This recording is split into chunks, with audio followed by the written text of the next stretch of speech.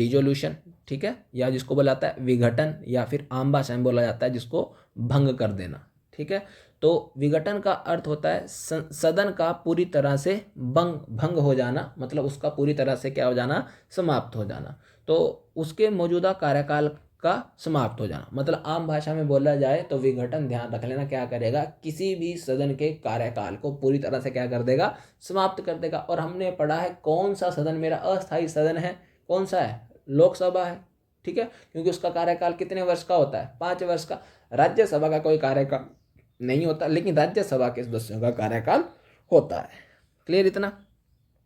तो ध्यान रख लेना। तो ये जो डिजोल्यूशन होगा या जो विघटन होगा या जो ये भंग होगा, ये सिर्फ और सिर्फ किसका किया जाएगा, लोकसभा का किया जाएगा। जब लोकसभा का विघटन होता है तो उसके सभी सदस्य अपनी सदस्यता क्या कर देंगे, खो देंगे, अपनी जो मेंबरशिप है उसको लूज कर देंगे, ठीक है। और नए चुनाव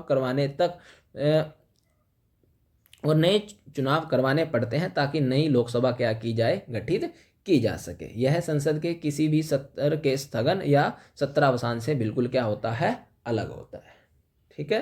तो समझे? तो देखो पहला शब्द हमने पढ़ा समन, दूसरा हमने पढ़ा प्रोरोगेशन, फिर हमने पढ़ा एडजर्न, फिर उसके बाद पढ़ा एडजर्न सीने डाई, और अब हमने पढ़ा डिसोल्यूशन। तो ये किसके द्वारा, प्रेसिडेंट के द्वारा, किसके लिए, सेशन को बुलाना हो या फिर उसको ख़त्म करना हो। ये क्या जो प्रोसीडिंग चल रही है, कार्यवाही, मीटिंग या सिटिंग चल रही है, उसको निश्चित समय के लिए तो एडजर्न है, और अगर टाइम नहीं बताया तो एडजर्नमेंट सीने डाई है। लेकिन ये जो डिसोल्यूशन होगा ये सिर्फ और सिर्फ किसके लिए है, लोकसभा के लिए, और यह लोकसभा के कार्यकाल को ही क्या कर देता है, समाप्त कर देता है, ठीक है। और ये भी किसके द्वारा किया जाएगा, प्रेसिडेंट के द्वारा किया जाएगा। तो इन 5 में तो आप लोगों को कोई दिक्कत नहीं होनी चाहिए। सम्मन कौन, प्रेसिडेंट, प्रोरोगेशन कौन, president, adjournment presiding officer, adjournment सीने डाई कौन, प्रिसाइडिंग ऑफिसर, लेकिन डिसोल्यूशन कौन करेगा, वो प्रेसिडेंट साहब करेंगे, ठीक है।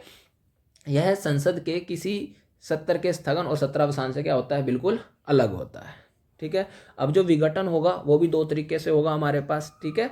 तो यहाँ पर बताया गया कि भारतीय संसद में केवल लोकसभा का ही विघटन होता है, क्योंकि वह कैसा सदन है, टेम्परेरी सदन है, अस्थायी सदन है। राज्यसभा विघटित नहीं होती क्योंकि वह कैसा है, परमानेंट हाउस है, ठीक है। तो लोकसभा का विघटन मुख्यतः कितने तरीके से हो सकता है, 2 तरीके से हो सकता है। पहला लिखा गया है ऑटोमेटिक डिजोल्यूशन, मतलब स्वचालित विघटन। जब ऑटोमेटिक उसका जो कार्यकाल होगा 5 साल कंप्लीट हो जाएंगे, ठीक है, तो ऑटोमेटिक जो है वो लोकसभा अपने आप क्या हो जाएगी, विघटित हो जाएगी। तो लोकसभा का सामान्य जो कार्यकाल 5 वर्ष का होता है, जो उसकी पहली बैठक की तारीख से गिना जाता है, ठीक है। 5 वर्ष की अवधि पूरी होने पर लोकसभा जो है ऑटोमेटिक क्या हो जाएगी, डिसॉल्व हो जाएगी। इसके बाद देश में क्या करवाए जाएंगे, नए चुनाव करवाए जाएंगे। तो ये तो है जब उसका कार्यकाल क्या हो गया है, पूरा हो गया है, तो ऑटोमेटिक लोकसभा क्या हो जाएगी, डिसॉल्व हो जाएगी। लेकिन उसके बाद कहा गया है राष्ट्रपति के द्वारा डिसॉल्व करना, ठीक है। तो यहाँ पर सिंपल सा है कि संविधान के अनुच्छेद आर्टिकल 85 के क्लोज 2 और सब क्लोज बी या ख के तहत भारत के राष्ट्रपति को लोकसभा को उसके कार्यकाल की समाप्ति से पहले भी भंग करने का अधिकार है। अमूमन लोकसभा का कार्यकाल कितने वर्ष का, 5 वर्ष का। अगर इससे पहले हम उसको ख़त्म करना चाहते हैं तो ख़त्म हो सकती है, लेकिन करेगा कौन, वो प्रेसिडेंट ही करेगा, ठीक है। लेकिन केस है यहाँ पर, तो यह आमतौर पर किसकी सलाह पर किया जाता है, प्रधानमंत्री की सलाह पर। और कब किया जाएगा, जब उसके पास क्या नहीं होगी, मेजोरिटी नहीं होगी। तो बस सिंपल याद रखो कि जब तक प्रधानमंत्री के पास मेजोरिटी है, मतलब 273 सीटों से ज़्यादा है या 273 सीटें ही हैं, तो ध्यान रख लेना अमूमन जो है वो लोकसभा 5 वर्ष तक चलेगी। लेकिन अगर गठबंधन की सरकार है, किसी एक पार्टी ने जो समर्थन था वो वापस ले लिया, ठीक है, तो सरकार क्या हो जाएगी, गिर जाएगी। जब सरकार गिर जाएगी तो ऐसे में जो लोकसभा है वो भी क्या हो जाएगी, डिसॉल्व हो जाएगी। बस यही पॉइंट यहाँ पर समझाया गया है, ठीक है। तो राष्ट्रपति लोकसभा को तब भी भंग कर सकता है जब कोई व्यवहार्य सरकार नहीं बनाई जा सकती, ठीक है। जैसे अविश्वास प्रस्ताव पारित होने के बाद गठबंधन वगैरह क्या हो जाते हैं, टूट जाते हैं। बस ये चीज़ याद रख लेना, हो गया। फिर ये हम पढ़ेंगे अभी कि बिलों के विघटन का जो बिलों के ऊपर प्रभाव होगा वो क्या होगा, क्या नहीं होगा, ठीक है। बस अभी तक इतना ही, तो इसको देख लेते हैं जल्दी जल्दी। तो देखो तो सेशन के बारे में जानना था, तो संसद के सत्र शुरू होने से लेकर ख़त्म होने का समय, तो एक जो सेशन होगा उसमें बहुत सारी क्या होंगी, आपको मीटिंग होगी। तो सेशन को बुलाना उसको बोला जाता है समन करना, सेशन को ख़त्म करना उसको क्या बोला जाता है, प्रोरोगेशन करना। और ये दोनों काम किसके द्वारा किए जाएंगे, प्रेसिडेंट के द्वारा किए जाएंगे। ठीक है, तो पेंडिंग नोटिस क्या हो जाएंगे, ख़त्म हो जाएंगे, लेकिन पेंडिंग बिल जो होंगे वो बने रहेंगे। ठीक है, फिर उसके अलावा है मीटिंग, तो सेशन के दौरान रोज़ मिलना, तो यहाँ पर कुछ ऐसा प्रभाव नहीं होगा। मीटिंग में क्या होगा, सॉरी सीटिंग में क्या होगा, तो एक मीटिंग में हमारे पास कितनी सीटिंगें होगी, 2 सीटिंग होगी। मॉर्निंग सीटिंग 11 से लेकर दोपहर के 1 बजे तक चलेगी। फिर हमारे पास लंच टाइम आएगा, फिर आएगा पोस्ट लंच सीटिंग 2 बजे से लेकर 6 बजे तक चलेगी। ठीक है, अब सदन की कार्यवाही को रोकना हो, ठीक है, तो एडजर्नमेंट, अगर मैं क्या बता दूंगा, स्पेसिफिक टाइम बता दूंगा।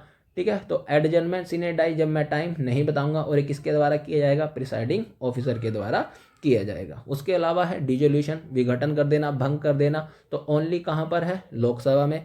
एग्जिस्टिंग लाइफ है वो ऑटोमेटिक क्या हो जाएगी, लोकसभा की खत्म हो जाएगी। और रिवाइव कब होगी, वो पुनर्जीवित कब होगी, जब क्या करवाए जाएंगे, देश में नए इलेक्शन करवाए जाएंगे। डिसोल्यूशन जो होगा वो 2 तरीके से, ऑटोमेटिक, अगर 5 साल क्या हो गए उसके कंप्लीट हो गए हैं, तो लोकसभा ऑटोमेटिक क्या हो जाएगी, डिसॉल्व हो जाएगी। या फिर दूसरा तरीका क्या है कि प्रेसिडेंट कर सकता है किसकी सलाह पर, काउंसिल ऑफ मिनिस्टर की सलाह पर, या फिर प्राइम मिनिस्टर की सलाह पर। ठीक है, और ऐसा कब होता है, जब अमूमन जो होगा वो अपना मेजोरिटी या फिर बहुमत खो देते हैं, तब हो जाता है। तो एक बार हो गई, तो एक बार अगर डिसॉल्व हो गई तो ध्यान रख लेना, तो फिर नए इलेक्शन ही होंगे। फिर ये नहीं होगी गलती होगी जी, गलती होगी माफ़ कर दिया, नहीं, फिर नए इलेक्शन ही होंगे। ठीक है, अब कहा गया है कि इम्पैक्ट क्या पड़ेगा, ऑल पेंडिंग बिजनेसेस लैप्स हो जाएंगे एक्सेप्ट जिन बिलों की जांच, ठीक है, कमेटी ऑन गवर्नमेंट इंश्योरेंस कर रही है, उसको छोड़कर बाकी जितने भी बिल होंगे लोकसभा में वो पेंडिंग होंगे, वो सभी के सभी क्या हो जाएंगे,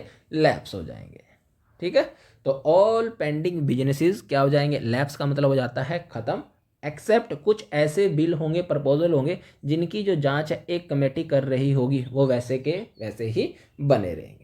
ठीक है, तो अदर बिल्स पर इसका इम्पैक्ट देख लेते हैं, वो क्या होगा और क्या नहीं होगा। ठीक है, तो बस सिंपल सा याद रख लेना कि लोकसभा अगर डिसॉल्व हो रही है, तो लोकसभा ने कोई बिल लाया है, तो वो क्या जीवित रहेगा या नहीं रहेगा, बस ऐसे याद रखना। ठीक है, तो लोकसभा के डिसॉल्व होने का हम प्रभाव देख रहे हैं कि बिलों पर क्या प्रभाव होगा, क्या प्रभाव नहीं होगा। ठीक है, तो मान लीजिए बिल आया कहाँ से, अभी लोकसभा से, और अभी है ही कहाँ, वो लोकसभा में ही है, ना तो वो राज्यसभा में गया, ना ही प्रेसिडेंट के पास गया। तो ऐसे में बिल वो क्या हो जाएगा, वो लैप्स हो जाएगा, वो क्या हो जाएगा, खत्म हो जाएगा, उसका अस्तित्व भी समाप्त हो जाएगा। ठीक है, दूसरा है कि बिल आया कहाँ से है, लोकसभा से, लोकसभा ने उसको पास कर दिया, उसके बाद वो कहाँ चला गया, राज्यसभा में चला गया, और अभी पेंडिंग है कहाँ पर, राज्यसभा में ही क्या है, पेंडिंग है। ठीक है, तो अब ऐसा बिल भी क्या हो जाएगा, लैप्स हो जाएगा। क्यों, क्योंकि लोकसभा ही जब खत्म हो गई, ठीक है, अब लोकसभा कानून लेकर आई थी ना, तो उसमें क्या प्रावधान होंगे ये लोकसभा जाने। अब लोकसभा खत्म हो गई, तो अब उस कानून में मान लो राज्यसभा चाहती है कि कुछ चेंज कर लिया जाए, तो लोकसभा तो नहीं है, तो फिर किसके पास भेजेगी वो। तो बस सिंपल याद रखना कि लोकसभा अगर कोई बिल लेकर आती है और लोकसभा अगर डिसॉल्व हो रही है, तो ध्यान रख लेना वो जो कानून है, वो जो बिल है, वो भी क्या हो जाएगा, ऑटोमेटिक समाप्त हो जाएगा। ठीक है, लोकसभा बिल लेकर आई, पास कर दिया, राज्यसभा के पास गया, राज्यसभा ने पास कर दिया, अब वो बिल जो है वो किसके पास चला गया, प्रेसिडेंट के पास चला गया। तो बस यहीं पर एक ध्यान रख लेना, अब इस कंडीशन में बिल जो है वो क्या होगा, लैप्स नहीं होगा, वो जिंदा रहेगा। अब वो बस राष्ट्रपति की सहमति के पास है, राष्ट्रपति हाँ करे ना करे, रिकंसिडरेशन के लिए है, नो एक्शन ले, वो अब राष्ट्रपति के पास है बस। अब मान लीजिए लोकसभा डिसॉल्व हो भी जाती है, तो वो बिल जो है वो बरकरार रहेगा, बिल को कोई नुकसान नहीं होगा। हुआ ये चीज़ क्लियर।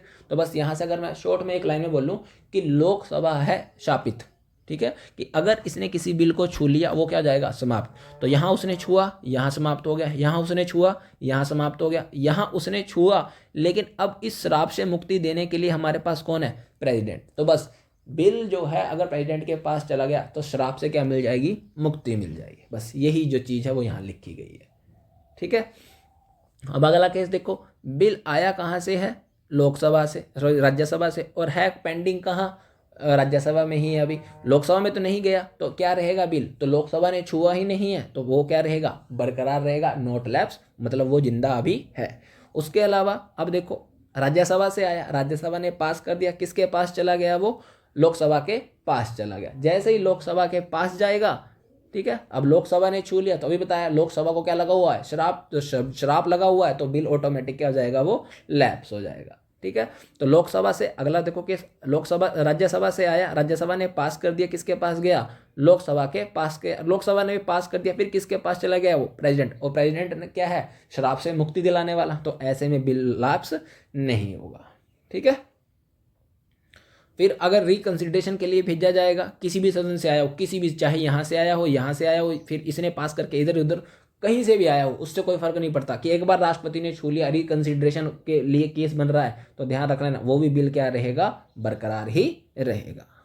ठीक है, अगर असहमति है और राष्ट्रपति ने, ठीक है, अगर क्या है कि बिल पास ही नहीं हो रहा, दोनों सदनों में क्या हो रहा है, डेडलॉक आ गया है कि हाँ ये पास ही नहीं हो रहा दोनों सदनों से, और असहमति है दोनों के बीच में, और राष्ट्रपति ने विघटन से पूर्व ही क्या कर दिया है, ज्वाइंट सीटिंग बुला ली गई है। ठीक है, अब यहाँ पर ध्यान रख लेना कि बिल जो है वो किसी भी सदन से आया है, एक ने पास कर दिया, दूसरे के पास चला गया, दूसरा उसको पास नहीं कर रहा, दूसरा को कह रहा है कि नहीं इसके कुछ प्रावधान है, इनमें आप क्या कर लीजिए, इनमें आप चेंज कर लीजिए, लेकिन दूसरा हाउस मान नहीं रहा है कि हम कोई चेंज नहीं करते, और ऐसे में लोकसभा क्या हो गई है, डिसॉल्व हो गई है। लेकिन लोकसभा के डिसॉल्व होने से पहले ही राष्ट्रपति ने बोल दिया कि ठीक है, मैं एक संयुक्त बैठक ज्वाइंट सिटिंग का प्रावधान बनाता हूं, और इस बिल के ऊपर फिर चर्चा करेंगे ज्वाइंट सिटिंग में। तो अगर ज्वाइंट सिटिंग का प्रावधान आ गया है, तो ऐसे में ध्यान रख लेना बिल लैप्स नहीं हो। ठीक है, तो बस सिंपल सा तरीका याद रख लेना कि अगर बिल लोकसभा से आया है और लोकसभा डिसॉल्व हो रही है, ठीक है, तो बिल जो हो जाएगा वो समाप्त हो जाएगा। बस लोकसभा उसको छुए ना, बस ये केस इतना सा याद रखना कि लोकसभा किसी बिल को अगर छू लिया तो वो बिल ऑटोमेटिक क्या हो जाएगा, समाप्त हो जाएगा। ठीक है।